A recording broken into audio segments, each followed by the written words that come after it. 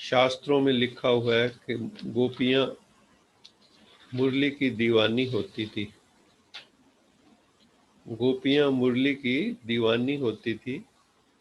जब भगवान की बांसुरी बजती थी तो गोपियां जो हैं अपना घर बार छोड़ के सब सुध बुध भूल जाती थी।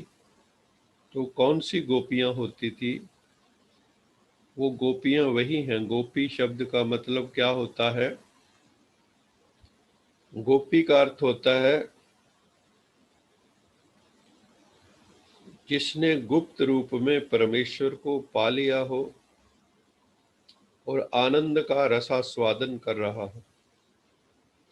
गुप्त रूप में बड़े बड़े उस वक़्त ज्ञानी थे, उद्धव जैसे भी ज्ञानी थे जो गोपियों को समझाते थे।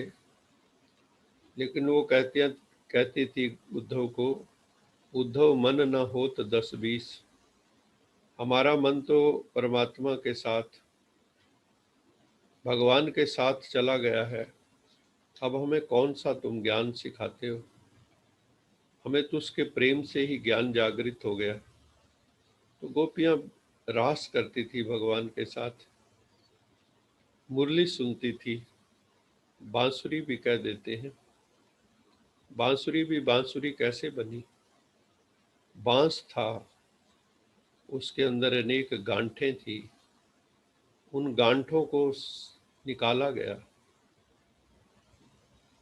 अंदर से खोखला किया गया, उसकी छाती पर छेद किए गए। इसका अर्थ क्या है? हम सब भी बांस की तरह हैं। बांस का वैसे भी जो है ना, दरख्त सीधा होता है, गांठें भी बहुत है। हम सब के अंदर भी बहुत ग्रंथियां हैं, बहुत कम्प्लेक्सेस हैं हम सब में। भगवान आके वो कम्प्लेक्सेस को दूर करता है, चाहे वो सुपीरियोरिटी कम्प्लेक्स हो चाहे इन्फीरियोरिटी कम्प्लेक्स। ये जो गांठें हमारे भीतर, अहंकार की गांठ, काम की गांठ, क्रोध की गांठ, कितनी गांठें हैं हमारे भीतर, ये गांठें निकालनी होंगी। और प्रभु नाम के जो है ना, अपनी छाती पे मतलब दिल में प्रभु नाम के छिद्र करवाने होंगे, अंदर से खाली होना होगा। जो हमने अंदर बहुत कूड़ा करकट भरा हुआ है, सब निकालना होगा। तब तब कहते हैं बांसुरी प्रभु के मुख पर लगती है।